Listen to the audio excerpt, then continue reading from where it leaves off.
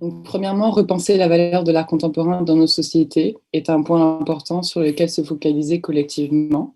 Je pense que c'est vraiment un point qui nécessite une vraie réévaluation à faire et considération pour renforcer l'idée que les pratiques artistiques, culturelles, curatoriales ont toujours fait partie intégrante dans la formulation de savoirs, de connaissances qui ont été valides autant que des discours dans la vie politique, ainsi qu'une influence sur des perceptions, des systèmes de pensée et de discours.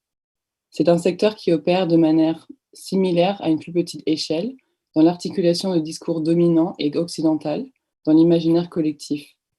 Donc je pense très sincèrement qu'il faut repenser la valeur du mot contemporain aussi, et cette idée de ce qu'on appelle le contemporain en lui-même, qui s'identifie comme contemporain, qui accède et participe à la contemporanéité de nos sociétés en tant que citoyen valide, et qui en profite en fait, et qu'est-ce que cela génère aussi. Donc, le monde de l'art contemporain régit sous un système de valeurs. Donc, moi, j'interprète le mot valeur dans le sens d'importance, mais aussi qui est surtout lié à un système de validation. Donc, je me réfère directement à un système d'exclusion et d'inclusion dans le monde de l'art, de certains artistes, professionnels de l'art, mais aussi un certain type d'audience qui a le droit d'être dans un espace sans que sa présence devienne contestée ou rendue inconfortable, ou tout simplement n'existe pas dans certains lieux culturels, mais également dans ses discours, avec des programmes accessibles ou non. Et je me réfère au langage qui est utilisé, au langage visuel aussi, que ce soit pour la promotion des programmes ou les offres en elles-mêmes, donc soi-disant publiques en général. Je me réfère aussi aux récits qui ont une place prédominante ou non, et tout cela qui se reflète donc dans la constitution de ces institutions et qui sont les acteurs principaux de ces décisions. Donc en lien avec cela, donc on n'est toujours pas à un point où nous pouvons être confortables que tout type d'espace artistique peut survivre également avec des financements de l'État, par exemple, permanents et réguliers. Donc je parle plus, et je me réfère plus donc à des petites organisations qui sont sans profit, associations, maisons de jeunes de quartier, de centres communautaires, etc. Et tout cela ayant une relation directe aussi avec des politiques culturelles du pays concerné. Donc moi, je me place en Angleterre actuellement, mais c'est également le cas pour la France. Et aussi les aides financières et l'importance donc qui est portée. Ça se reflète vachement donc dans ces aides avec un grand A. Donc le monde de l'art contemporain préconise la valeur de certaines idées au-dessus d'autres, donc comme outil de comparaison, observation, et des concepts coloniaux comme le développement, l'idée de progrès, mais aussi de valeur esthétique, qui est vraiment prévalente dans les discours donc de l'art contemporain.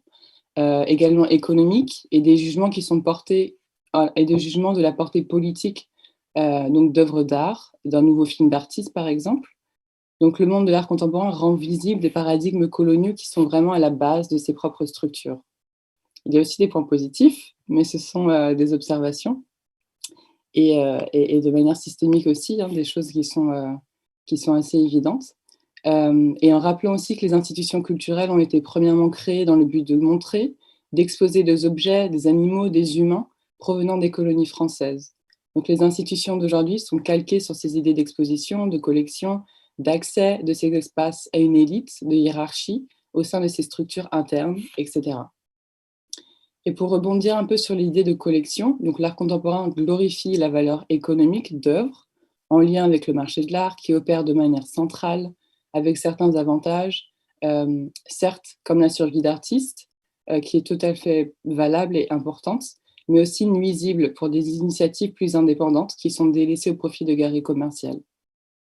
Donc je repense à un texte que j'ai lu assez récemment de la conservatrice Yael Biro, qui s'intitule Retrouver l'enchantement pour une étude lucide de la réception des arts de l'Afrique en Occident au début du XXe siècle, donc qui a été publié dans la publication de Raw Material Company, un espace qui est basé donc à Dakar au Sénégal. La publication s'intitulait De l'histoire de l'art en Afrique. Donc dans ce texte, elle y raconte une généalogie de l'introduction d'objets ethnographiques provenant du continent africain. Donc premièrement, en parlant de la mise en marché en tant qu'objet esthétique, exotique, sans contexte, sans histoire, totalement déconnectés de leurs récits originaux, puis de leur assimilation en tant qu'œuvre d'art en Occident. Et elle parle également des modes d'acquisition qui sont assez violents, ou violents tout court, et le rôle actif des musées dans les recherches poussées aussi dans l'obtention d'objets auprès des colonies. Donc on garde un peu une image de combat violent, mais il y a aussi bien évidemment des musées directement sur le terrain, qui étaient directement sur le terrain, ou au moins des acteurs, donc des professionnels directement sur le terrain. Donc la façon dont ces objets en fait, gagnaient de l'intérêt était grâce à l'accès à des techniques de production, de promotion, pardon, et particulièrement dans le cas de la scénographie, la photographie qui était clé dans la convoitise et l'attirance envers l'objet exotique. Donc ça, c'est un exemple de 1909, bien évidemment, qui était lié avec la maison Brumer, de Joseph Brumer, mais qui se répète énormément de nos jours au sein des ventes aux enchères, de foires, qui nous ramènent aujourd'hui à des contextes extrêmement coloniaux de l'idée de vente dans ces formats. Donc l'art contemporain qui vraiment a une place assez centrale en fait par rapport à, ou du moins cette idée de cette valeur économique, on va dire, qui est vraiment centrale à l'art contemporain.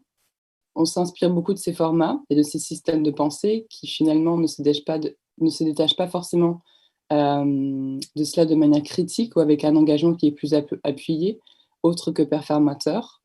Donc on reste assez coincé dans des paradigmes coloniaux qui le rend obsolète en essayant de créer du neuf et de l'alternatif avec des politiques assez libérales qui reproduisent des systèmes assez oppressifs.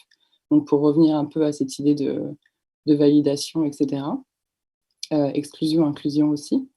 Et j'ai aussi regardé une petite définition très rapide du mot valeur qui, et j'ai trouvé ce en quoi une personne est digne d'estime, mais aussi en tant que synonyme de courage. Et j'étais assez surprise en fait par ces définitions tout simplement. Et je donnais donc une valeur qui est beaucoup plus éthique et plus personnelle, on va dire, en relation au monde de l'art contemporain, qui je pense est assez fondamental, c'est de trouver des alternatives, de déconstruire ce système d'exclusion. Et c'est tous les mécanismes pour faire changer cela qui demandent du courage et de l'estime de soi en lui-même afin de réévaluer le secteur. Donc ça, ce sont des réflexions qui alimentent vraiment mon travail au quotidien et qui, je pensais, voilà, c'était un petit clin d'œil, courage tous les jours.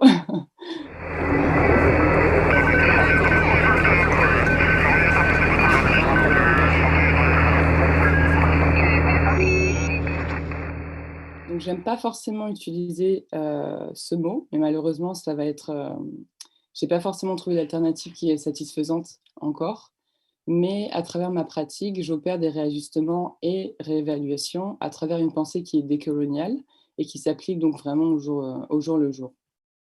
Donc j'ai commencé à réfléchir et à nommer cela comme une sorte de désobéissance aux normes institutionnelles. Donc en fait, j'ai quand même remplacé le mot décolonial un petit peu avec une idée de désobéissance institutionnelle. Donc désobéissant dans le sens de savoir, de créer des alternatives, comme j'ai dit précédemment, donc face à des normes et une hégémonie d'institutions culturelles et artistiques, donc au sein d'Angleterre ici, et également en relation avec le monde occidental. De manière plus importante, je le vois comme une approche critique, constructive, pour faire bouger les choses et rendre justice aux exclus au sein du monde de l'art contemporain. Donc un secteur qui, je pense, doit vraiment jouer un rôle beaucoup plus important dans les changements globaux. Et pour rebondir aussi avec donc cette idée de valeur éthique personnelle, je pense qu'il y a un travail personnel sur soi qui est vraiment clé, aussi dans le démantèlement d'une colonialité interne, mais avant de discuter de manière plus générale au sein de relations de travail professionnelles qui font bouger nos institutions culturelles. Donc, ce que je veux dire, c'est que j'ai une relation critique envers ma mission au sein de ma pratique curatoriale, que on peut appeler décoloniale, mais qui est aussi en tant qu'individu en dehors de cette pratique professionnelle. Donc c'est une sorte voilà, de décolonisation interne, on va dire, qui me permet aussi, à travers ma pratique, de faire ce travail tout simplement. Donc c'est une critique liée à des enjeux qui renouent bien évidemment avec des désirs, mais aussi la création de nouvelles méthodologies de travail individuelles et collectives, d'être avec les autres et aussi nourrir ces relations au quotidien. Et je travaille un peu avec une sorte d'utopie dans la tête en fait, et qui, j'espère, va faire avancer des systèmes et des stratégies collectives. Donc certaines questions clés donc, à cette réévaluation donc, sont par exemple quelle est ma valeur et celle des autres qui me ressemblent. Ça semble autour de mes principes et éthiques au quotidien. Et cet équilibre éthique entre épanouissement et agenda personnel en développant un altruisme qui est profond.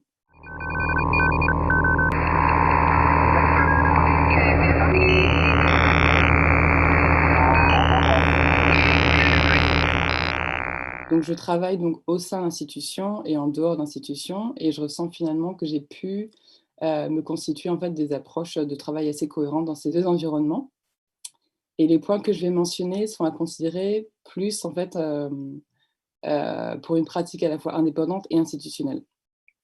Donc premièrement, une manière de travailler qui est principalement collaborative, qui se forge et se caractérise et se renforce de manière collective et je pense que c'est vraiment essentiel, surtout dans le contexte dans lequel on est en ce moment, encore plus, avec des inégalités qui se creusent, de plus en plus.